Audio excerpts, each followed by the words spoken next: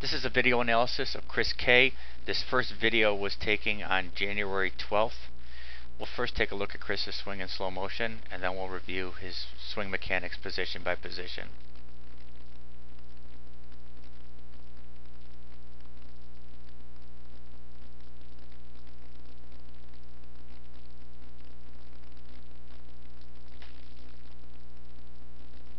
The first position to look at is Chris's coil. So the key areas to focus on are his front knee, front hip, and front shoulder.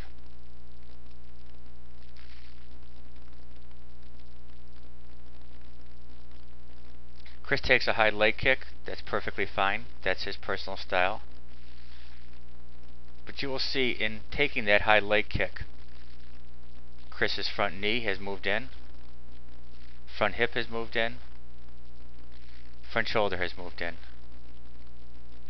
This all creates separation in his core and in his shoulders, which is an excellent position to be in for creating power.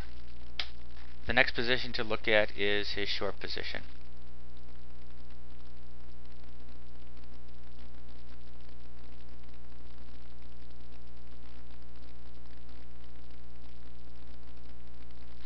So prior to his short position, Chris's front foot hits the ground and his hands stay back. So he has not released his hands prior to his front foot coming forward or hitting the ground. That's an excellent position to be in. So you notice his hands have stayed relatively stable as we back up. So as Chris comes into foot plant, his hands have stayed back, which is the position that we want them to be in.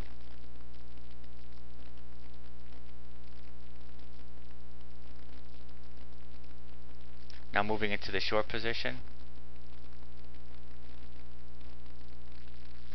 Chris is in a short position here. You will notice the bat plane is parallel to the pitch plane. Once again, this is an excellent position that we want to see Chris in. The one area in which Chris can work on in his short position is in his hip rotation. If you notice, his back foot is still open, pointing in this direction. We need that back foot to turn. He needs to lift the heel off the ground, turn on his toe, with the toe starting to point towards the pitch. This causes the hips to rotate first prior to the arms. In the position that Chris is in here, his shoulders have actually rotated faster than his hips, and he's lost a lot of power from his lower body. In essence, his swing right here is all upper bodies, all shoulders and arms. So if I can draw a couple of angles, you'll see his shoulders are in this angle and his hips are here. The hip needs to be open, almost facing the ball. Now moving on to his contact position.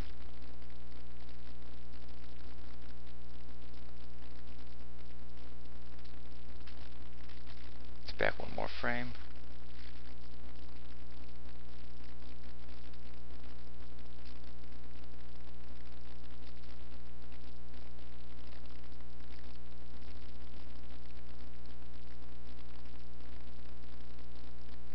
Okay. This is Chris's contact position, actually just before contact. Chris would be making contact right about in this position here.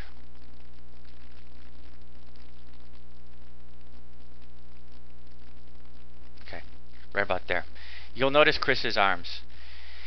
He's moved into a power V position. His arms have become totally extended. He's swinging outside the ball, which means that he's coming around the ball in this fashion. We would like to see Chris back arm bent back here by his rib cage and driving the ball in this direction, hitting the inside part of the ball. The problem with hitting the outside part of the ball is that as the arms get extended from the body, there's a loss of control, there's also a loss of power, and lastly, it is difficult to make contact on balls that are on the outer half of home plate. We're now going to compare Chris's swing with a recent video taken on the 4th of February. And we're going to notice some changes that Chris has actually been able to incorporate within 2 weeks. And it's proof that the work that Chris has done on his swing mechanics are already starting to pay dividends in his swing. While it may not feel like he's been making improvements, once you see a couple of different positions Chris is getting in, it will be obvious. So first we're going to compare the short position. Chris is loading the same, an excellent shoulder and hip coil.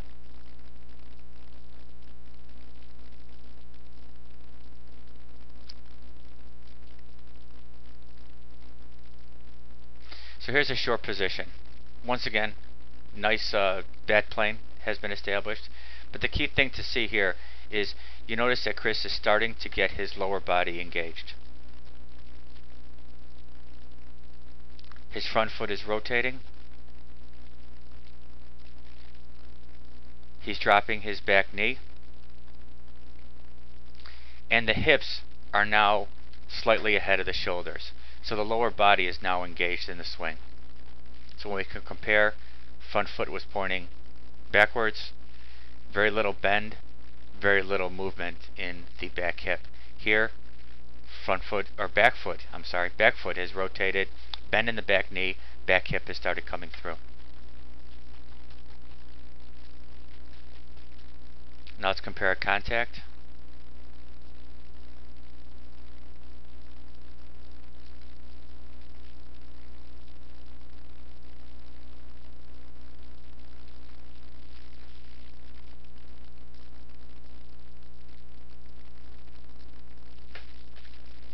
This is where you can notice quite a difference in the swing. The arm position. Chris has done a much better job tucking that back elbow in tight to his rib cage. His hands are much closer to his body. You can see that he has established what we call the hitting box. Back elbow bent, front arm bent. Whereas in the previous swing, arms are locked at contact. The second thing is the contact position. Before, Chris was making contact out in front of home plate, out in front of his front foot. Now he's making contact really in an optimal position.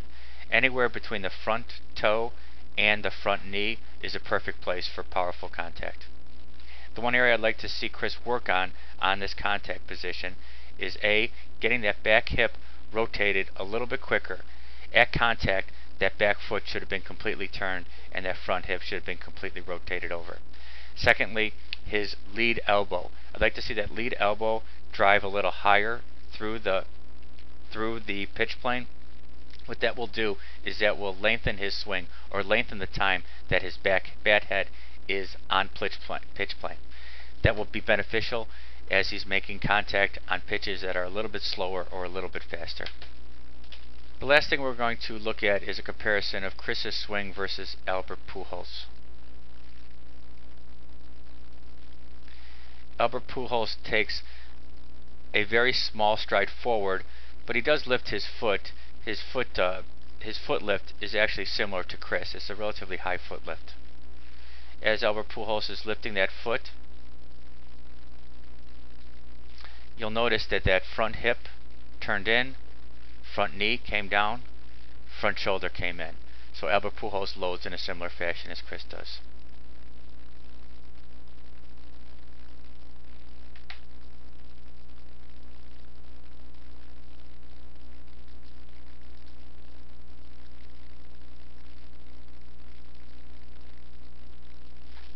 Here are two still shots of both Chris and Pujols at their short position.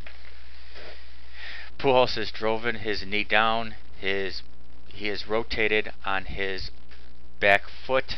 His heels come off the ground. That toe is pointing towards the pitch plane. I'd like to see Chris just get a little bit more rotation a little bit earlier on that backside.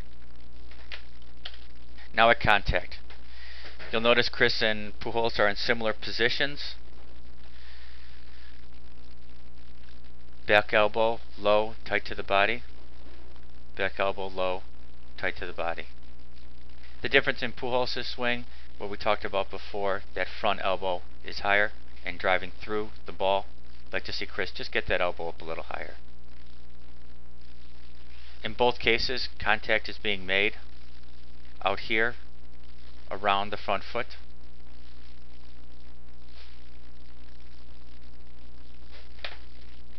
So in summary, Chris has made excellent progress over a short period of time.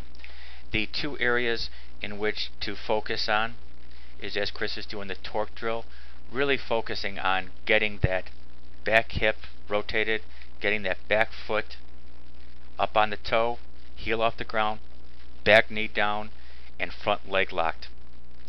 The second area is allow that front elbow to rotate naturally forward in a little higher position.